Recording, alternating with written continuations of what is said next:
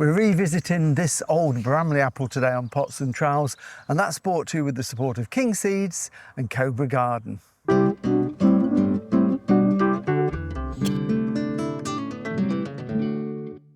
Hello and welcome to Pots and Trowel. Well, here we are now, early March. If you haven't pruned your apple trees, don't worry, there is still plenty of time. Certainly things like this Bramley apple are still very dormant. I think this spring is about 3 or 4 weeks later than it was this time last year here in the UK, certainly in our garden anyway. So there's still time. You can prune apple trees right up to the point where they're actually starting to show a little bit of blossom. And this big Bramley apple tree, which is much smaller than it was originally, is one that we did a heavy prune on last January. So just over a year ago, we reduced it greatly in height. We thinned it out. It was very thick and congested. And I've had 1 or 2 comments from people that saw that video, which is of course on YouTube, saying, you know, you've obviously taken a lot off it. What will happen to it now? Well, this is what it's like a year on. It needs more pruning because we're going to do this over 2 or even 3 seasons to get it exactly how we want it. So this is the second phase of it. But you can see it's made quite a lot of new growth. It's still quite congested in places.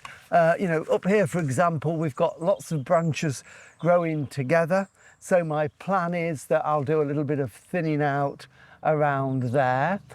It's made from where we've topped it, and you can probably see, if Jill can see up there, we can see that there's quite a lot of vertical growth, because what happens is when you prune an apple tree hard, it stimulates that new growth, and we get these vertical shoots like this that we call water shoots. And it's just the tree trying to put back on that growth that you've taken off. I did remove some of those in the summer, but what I'm going to do now that I can see the framework is some of it from the ground, some of it from the ladder, some of it from up the tree. I'm going to thin it out a little bit more, reduce and take off those water shoots back down to where they grew from, because we don't need them.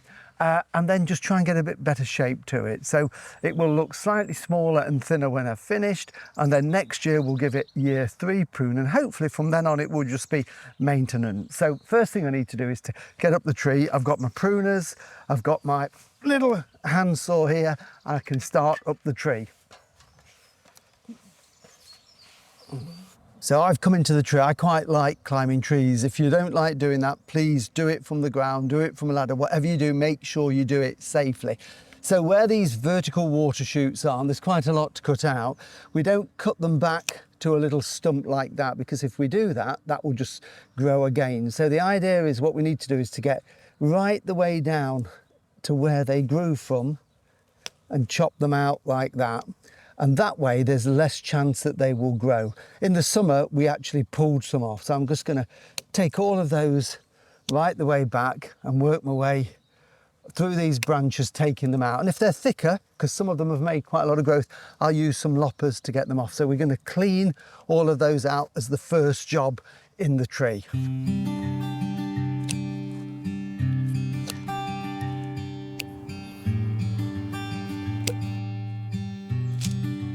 I've got the bulk of the water shoots. They're on the main sort of trunks. And what I want to try and do is also thin out where it's still a little bit congested.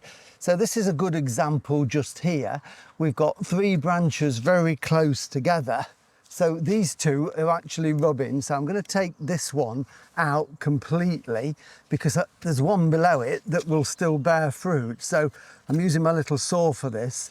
I've just got to carefully get that in, like that, just to give me room to get the blade in.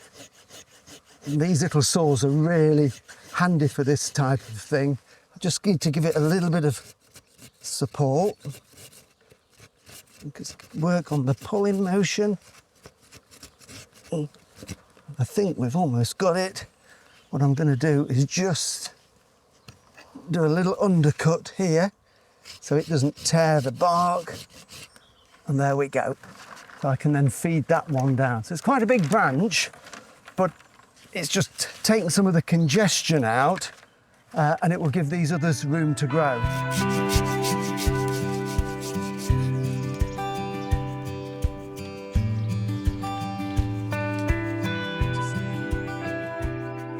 what is a good idea is to keep standing back and having a look at what you're pruning, whether it's a big tree like this or just a small bush apple tree in the garden, because once you're actually pruning away, it's hard to gauge what shape it's going to be. So I think when you've taken a few branches out, especially if they're bigger ones, then stand back, have a look at it, think, yes, there's a few more to take out. I've still got 1 or 2 tall vertical ones that I want to take out.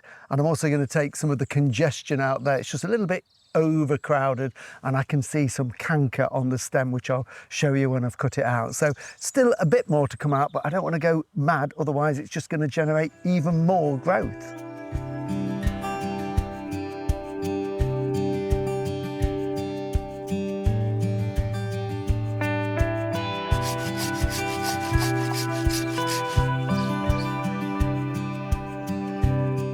Because in the past this tree's been butchered rather than pruned and just cut back with a chainsaw, I've got lots of short stumpy bits still. I took some out when we did the main prune last year, but there is a bit of wood on this, but it's not really doing any good. So I'm going to take this off, and I'm using my little handsaw, and most of the way through, even with these little handsaws, you can still cut quite big branches on the downward cut, and that's it. So you can see, even with that, I've cut a nice thick branch out, taking it nice and flush back to the main trunk there, so that will heal over and just get rid of one of those horrible stumps.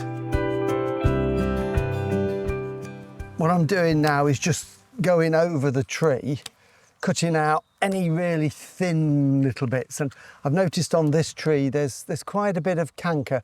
Bramley apples are prone to it, and canker is a disease where it actually girdles, the disease gets in and it girdles the stem, and then it kills the shoot. So we can see this is what canker looks like here. So any branches that are dead or showing this sort of sign of canker, then cut them back off to a side shoot, because they're going to be no good.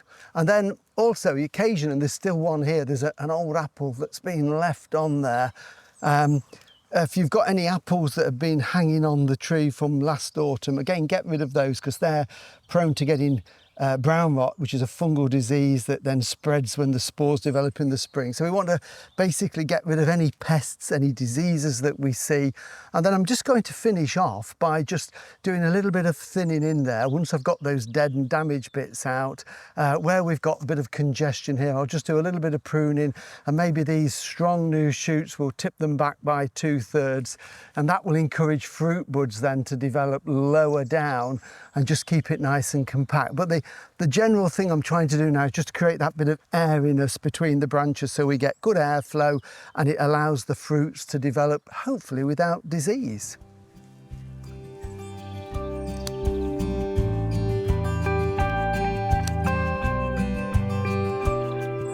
Just some of those long ones I just need to get off the ladder, I think.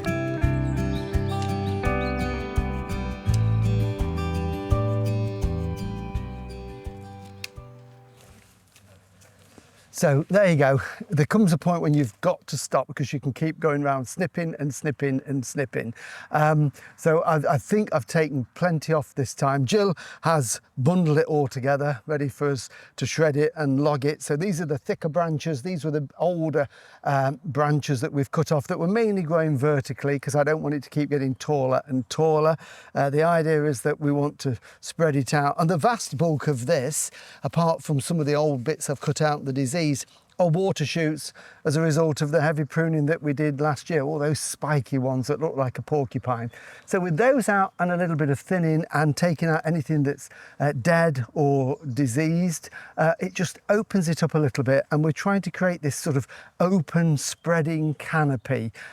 There's still a good balance of old wood, fruiting wood in there, so hopefully we should get some good fruit off it later on this year. I think next year, which will be 3 years, we need to do just a little bit more thinning again, and then after that I think it's just going to be a little bit of maintenance pruning. So if you've got apples and pears that need pruning, there is still time to give them just a light prune if you've got to, but remember, do not prune plums and damsons at this time of the year.